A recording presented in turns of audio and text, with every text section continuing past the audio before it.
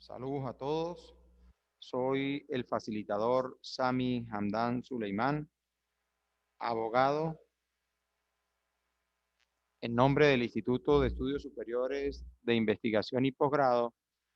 Quiero primeramente agradecerles la presencia de ustedes en la presente cátedra a los fines de abordar aspectos propios de la teoría del delito. Quisiera saber si me escuchan bien, por favor.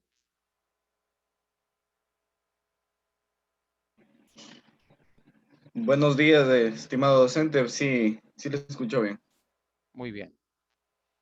Bueno, para mí es grato compartir con ustedes esta cátedra, toda vez que primeramente entiendo ustedes son funcionarios de la policía y tienen múltiples actividades en el ámbito de la seguridad y tienen que toparse con algunas conductas de algunas personas que cometen delitos allí en el Ecuador.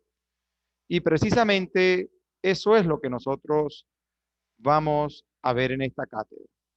Lo que es el delito, sus elementos constitutivos y algunas corrientes teóricas en función a alguno de esos elementos como la acción, la tipicidad, la antijuridicidad, en fin, elementos que nos permiten apreciar la estructura del delito o del concepto de delito allá en el Ecuador, en Venezuela y en cualquier parte del mundo. Cumplí la labor de fiscal del Ministerio Público durante 21 años aquí en Venezuela. Estoy recientemente jubilado, me dieron mi beneficio de jubilaciones hace exactamente un mes y entiendo perfectamente, comprendo la labor cotidiana de ustedes como funcionarios porque laboré de la mano con los funcionarios de la policía durante 21 años en el ejercicio de mi función como fiscal del Ministerio Público en Venezuela. Primeramente, debo señalar que el delito o el derecho penal define, se debe definir desde dos puntos de vista.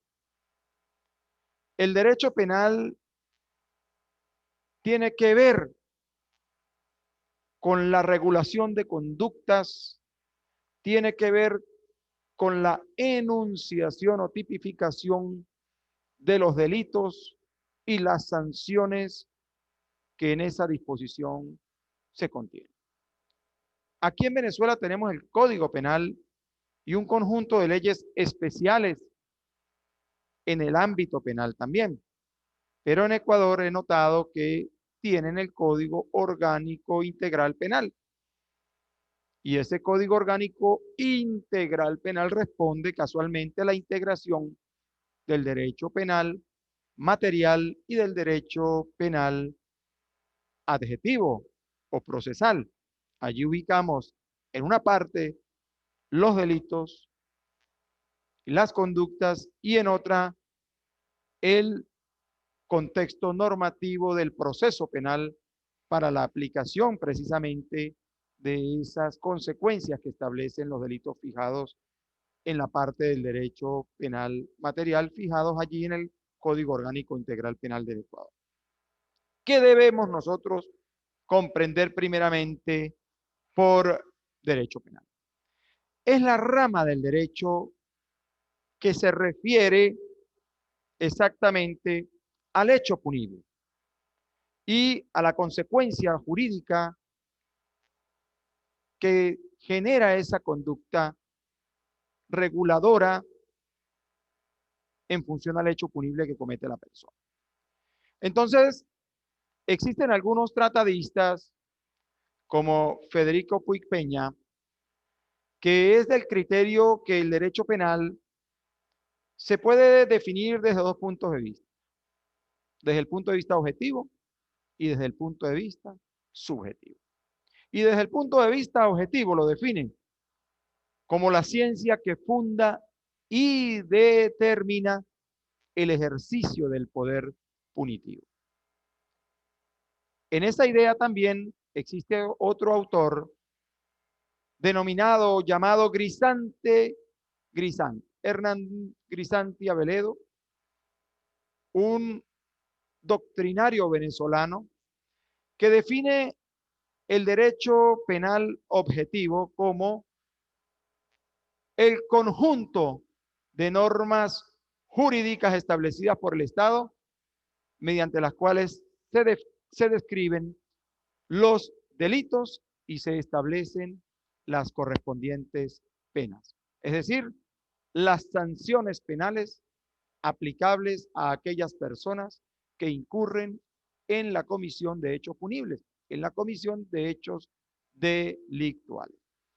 ¿Y por qué se define como derecho objetivo? ¿Por qué se define esa parte del derecho penal como objetivo? Porque es considerado como un conjunto de normas jurídicas, dictadas por quién, no por cualquier persona, sino por el Estado, mediante las cuales se tipifican los delitos y se establecen las sanciones penales aplicables producto de ese delito que ha cometido la persona. También tenemos la definición desde el punto de vista subjetivo, el derecho penal en sentido subjetivo. Es un poder o una facultad, por decirlo así, o inclusive una potestad, y en este caso, el derecho penal subjetivo es la facultad y al mismo tiempo el deber que tiene el Estado y solo él de definir los delitos y de determinar cuáles son los actos delictivos. Y esa función corresponde ¿a quién? Al legislador, que es quien elabora la ley o elabora las leyes de un país. A ellos corresponde definir los delitos en esa ley y las sanciones penales. Pero esas sanciones que nos fijan el legislador,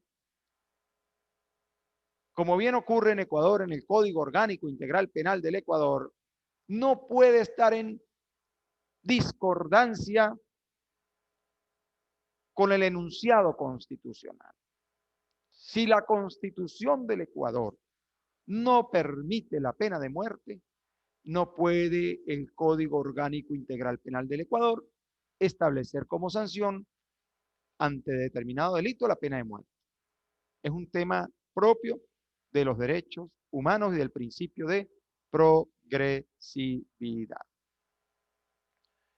Por otra parte, quiero aprovechar de una vez a modo de introducción, porque ese tema nos va a llevar 4 unidades, 4 semanas, de señalar aspectos de suma importancia para ustedes en el ámbito de la actividad policial. Nosotros, en el ámbito del derecho penal, tenemos unos principios rectores.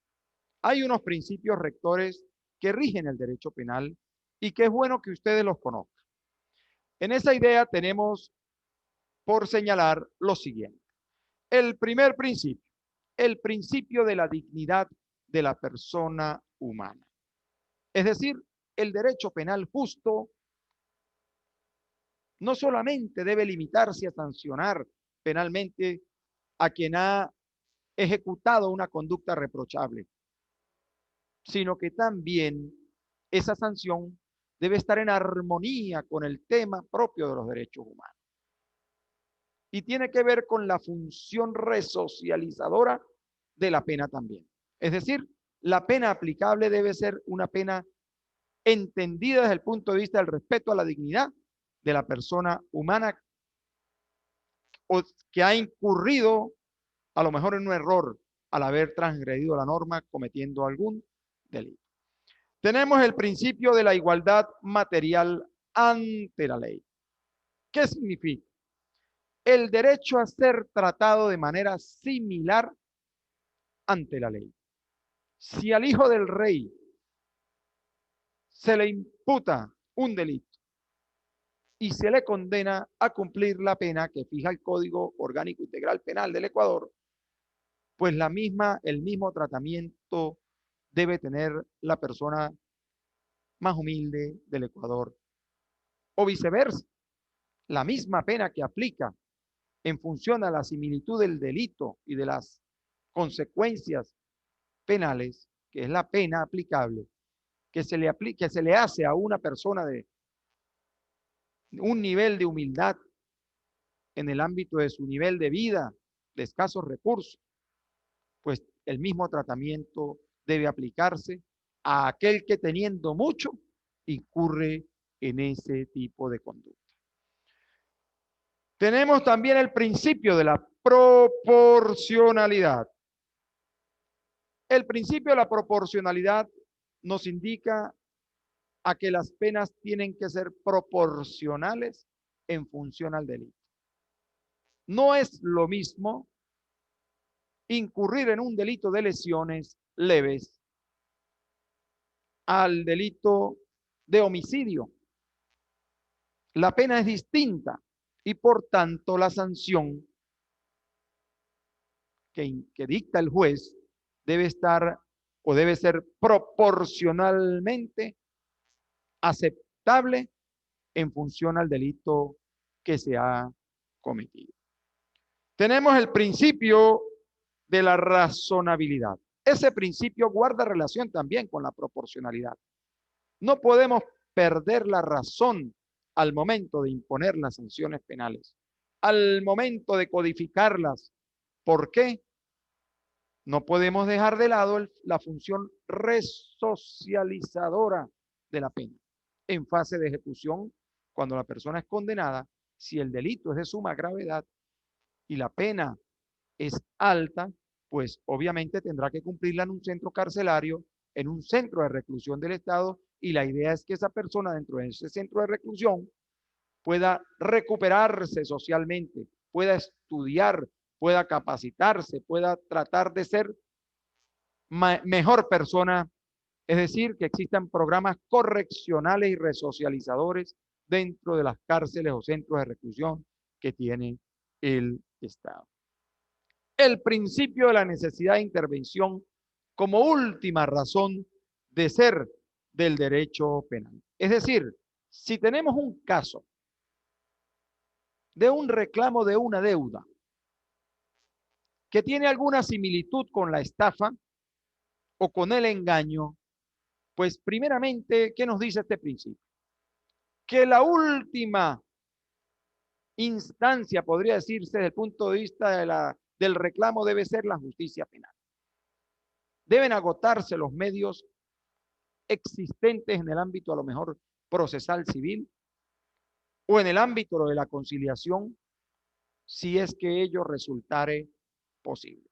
En el caso venezolano ocurre con suma frecuencia cuando una persona emite un cheque como medio de pago, un instrumento bancario, y el que lo recibe va a la entidad financiera a hacer efectivo el pago de ese cheque, de ese instrumento bancario, y encuentra que no tiene recursos, no tiene fondos.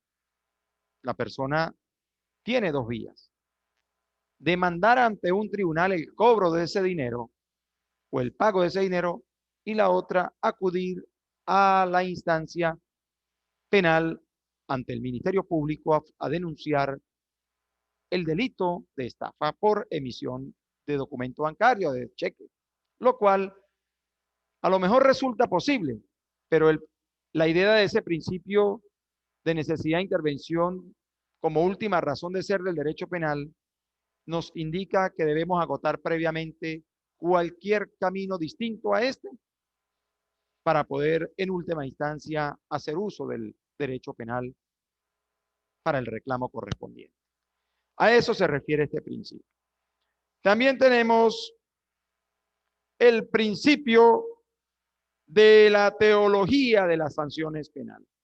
El Estado, al atribuirle al transgresor de la ley una sanción penal, lo hace animado a un programa político criminal que, como bien lo señalé antes, tiene que ver con la resocialización de la persona y que quien violente el orden público o violente la tranquilidad ciudadana y respetando algunos derechos propios como la propiedad, la vida o cualquier otro, sea sancionado de manera ejemplarizante con la pena que fija el correspondiente delito en la ley.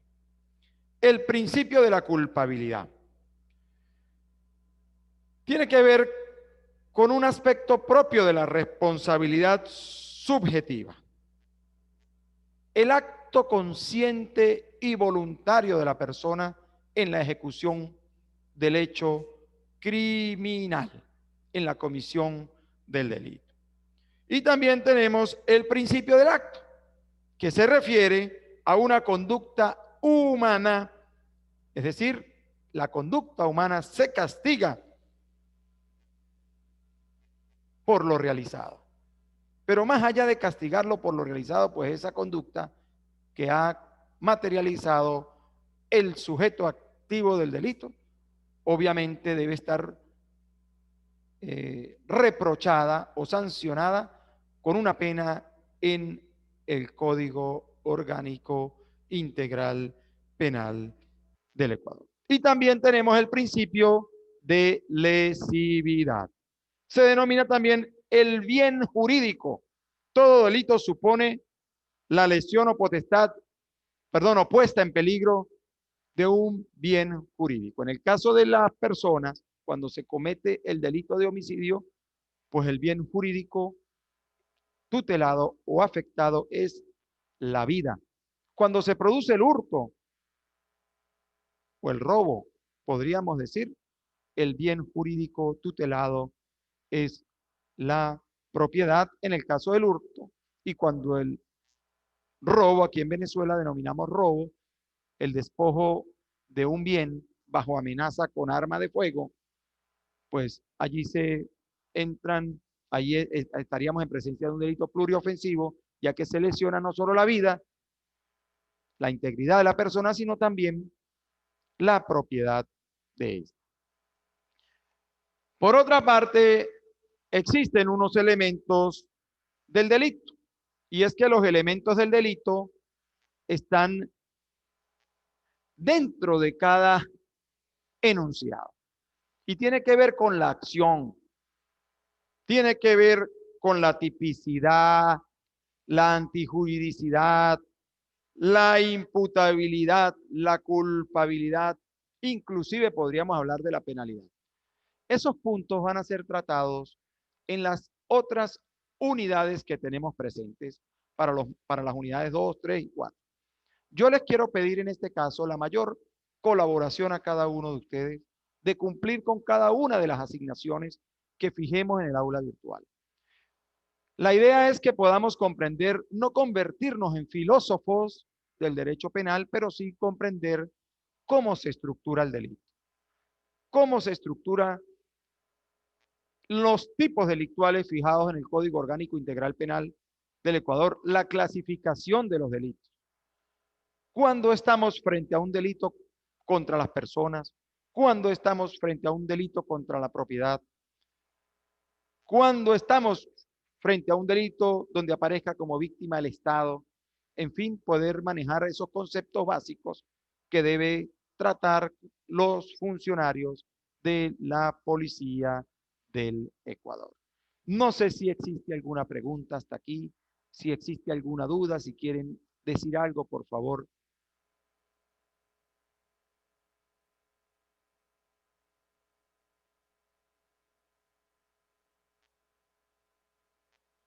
¿Les escucho o no? ¿Me oyen? Por favor, den respuesta.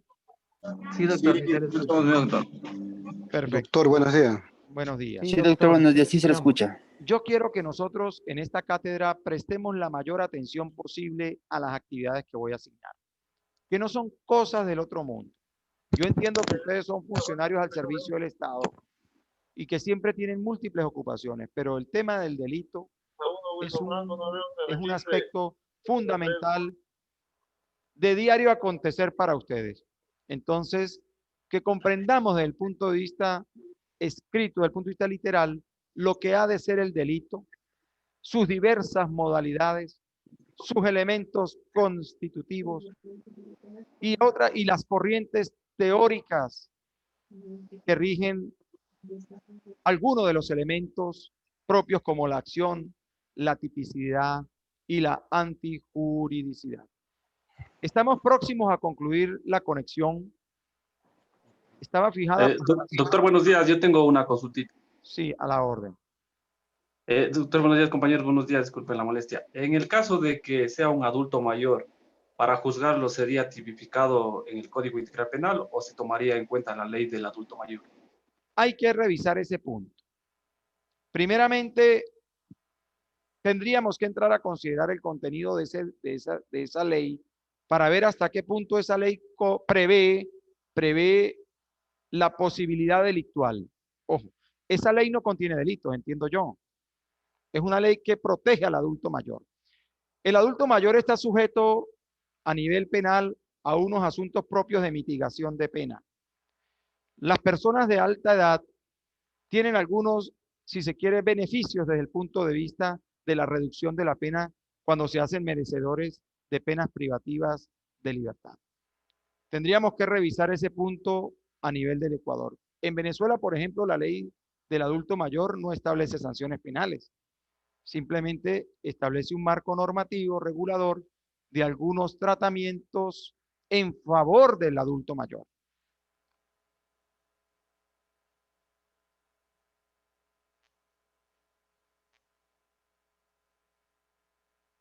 ¿Me oyen? Quisiera interactuar con el que me formuló la pregunta, por favor. Sí, doctor, esa era mi duda. ¿Usted ha la leído consulta. esa ley? Algo sí le he leído, por eso ¿Ha observado dentro de la quería... ley, ha observado dentro de la ley sanciones penales? No, pero o sea, la duda era la consulta Sí. si pesa Mire, más, digamos, la ley del adulto mayor sí, o el Código Integral Penal. sí, fíjese, yo he estado revisando el ámbito penal del Ecuador.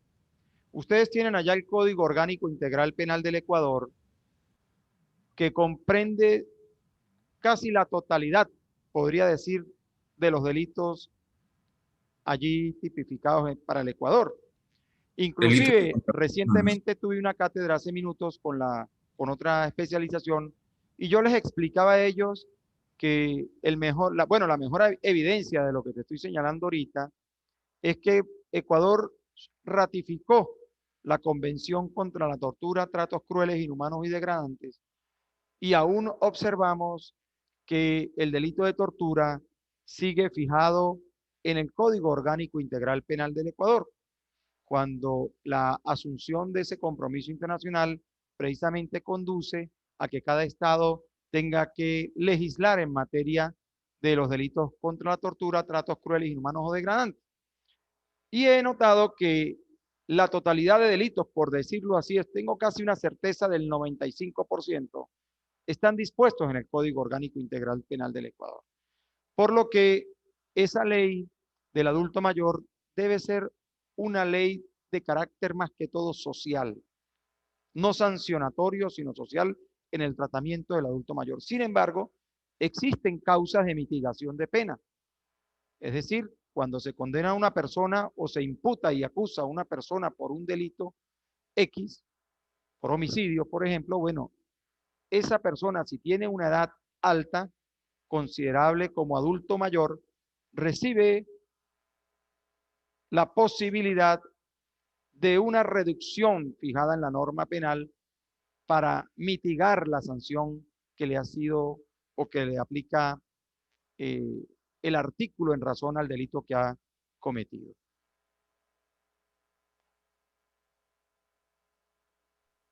Sí, muchas gracias, doctor. Sí, está claro, ya me aclaró esa duda que tenía, doctor. Porque no tenía claro si pesaba más lo que es el Código Integral Penal o la ley del adulto mayor. Pero ya con esta explicación ya El Código quedó Orgánico, claro. fíjese, revisemos la jerarquía normativa del Ecuador, la estructura normativa del Ecuador. El primer instrumento normativo de un país es la Constitución.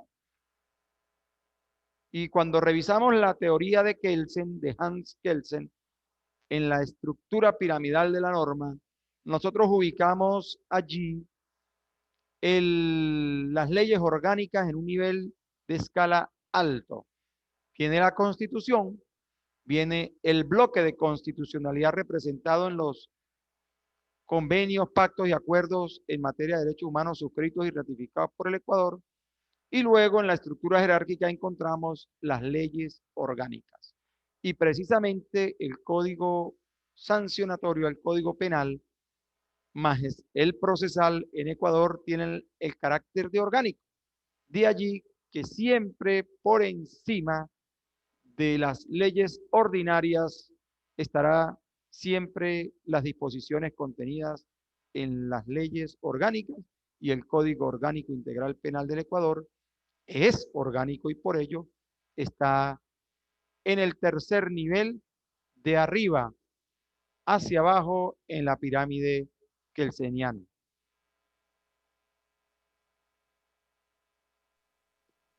Muchas gracias por la explicación, doctor. ¿Ustedes cómo han estado con la especialización? ¿Bien?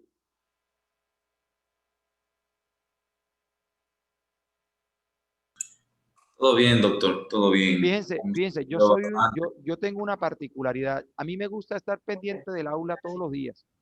No me tomen por apresurado, pero sí pido que a cada asignación, por favor, que se ordene dentro del aula la cumplan, porque la idea es que podamos terminar quienes hemos comenzado esta actividad académica. Quedo a la disposición de ustedes, quedo a la orden de ustedes. Cualquier duda, cualquier pregunta que quieran formular, estoy a la orden. Además de que para nosotros, para el Instituto de Estudios Superiores de Investigación y Posgrado, es honroso poder ayudar a nuestros hermanos funcionarios policiales del Ecuador en su capacitación. Nosotros comprendemos perfectamente la labor titánica y heroica de cada uno de ustedes en el ámbito de la seguridad ciudadana y en la preservación del orden público allá en el Ecuador. Gracias, doctor. De igual forma, se les agradece a cada uno de los docentes que han estado impartiendo sus conocimientos de manera amplia y entendiendo los problemas que a veces se tienen en cuanto a conexión por el tema del trabajo mismo, de estar trabajando en lugares, en áreas rurales. Pero se les agradece enormemente por la comprensión, el profesionalismo que tienen cada uno de ustedes y pues estamos eternamente agradecidos. De igual forma, debe ser, doctor, que nosotros, sus alumnos, vamos a estar con la plena predisposición para aprender y captar todos los conocimientos que usted nos puede impartir. Muchas gracias. No se preocupe, estamos a la orden. Entonces vamos a estar pendientes esta semana de la primera actividad que se va a fijar a partir del lunes y nos mantenemos en comunicación a través del aula y a través del chat que se ha creado para interactuar también con algunas dudas, algunos aspectos que ustedes quieran a bien formularme. Entonces, damos por culminada la actividad del día de hoy. Muchas gracias a todos, abrazos para todos y que Dios los bendiga. Gracias, doctor. Gracias, doctor. Bendiciones. Gracias, señor docente. Muchas gracias, señor doctor. Gracias, doctor. En estos momentos que la policía tiene que actuar, porque la policía es la expresión Gracias. de la ley. La Muy amable, policía no doctor. actúa